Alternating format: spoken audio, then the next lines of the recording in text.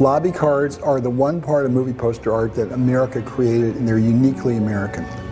They go back to 1913. It's the first year there are in existence, and there's a few different reasons why you might be interested in lobby cards. Sometimes you want to collect a great film.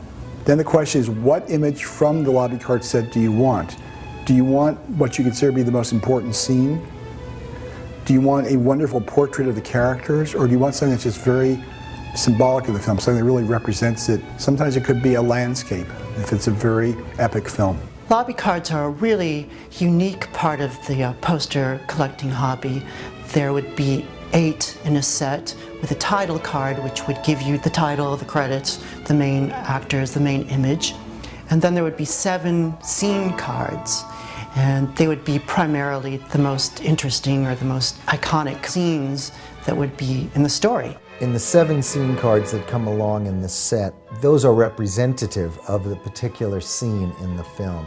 So you look at a scene from Public Enemy, for example, and you see James Cagney squashing a grapefruit into Mae Marsh's face. And there's no better example in lobby cards. They are a great size, 11 by 14, which means you can buy, as I have over the years, beautiful albums. You can put them in frames, which you can do salon style in your house. They're also really great because if you can't afford a poster for a movie, quite often a lobby card will do, and they're far more affordable, particularly when you find them individually. So lobby card collecting is a really great part of the hobby. The artwork in this lobby card from Sunrise shows a very demure woman. She's in love, she's simple. He's looking at her with a look of love, but I think there is a feeling of a storm behind them in this beautiful pastoral image. And I think the storm can go either way. It can either blow up and blow them away, or it can blow over and there could be a beautiful sunrise the next morning, which is what I believe is happening, as I think what that is signifying in this particular card. Douglas Fairbanks was one of the biggest stars of the silent era. And this Black Pirate card has got beautiful hand coloring. This movie was made in the original 2-strip Technicolor process, which had very sort of pale colors. And the way the card is colored is the way the film is colored. Amazing. Here's a lobby card from the 1929 film Applause. And this movie was actually filmed in New York, and it's about Broadway performers. And it starred one of the big Broadway performers of the day, Helen Morgan. In early talkies, they tried to bring in a lot of the Broadway people to be in early talking films, early musicals, and Helen Morgan was sort of a big iconic star of that period. And she only made a couple of movies, and this particular film was very innovative with the directing by Rouben Mamoulian, and it's one of the most important early talkies. Blood and Sand is one of the most famous Valentino movies. For a long time, this card was in a personal collection I had of silent cards, and it was one of my prides and joys. In the original set, this is the only card that had this unusual, really vivid ornamentation, and I loved it, and I still do.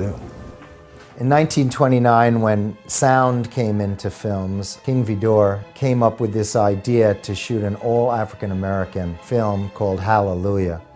Within the last 3 or 4 years, I came upon the title card from a noted collector here in Los Angeles. And I'm very thrilled to have it. It's a fantastic design, albeit not maybe as representational as it should be, but it's a beautiful design in any sense. Here's a lobby card from the 1939 movie Dark Victory, and it's one of Bette Davis' most famous roles. She was nominated for an Academy Award.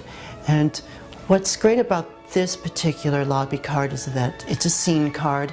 It shows her in character with one of her friends, and this is the period in the story where she's basically coming to terms with the fact that she has cancer. That was one of the main purposes of lobby cards, was to show the audience what elements were in the story that they were about to see.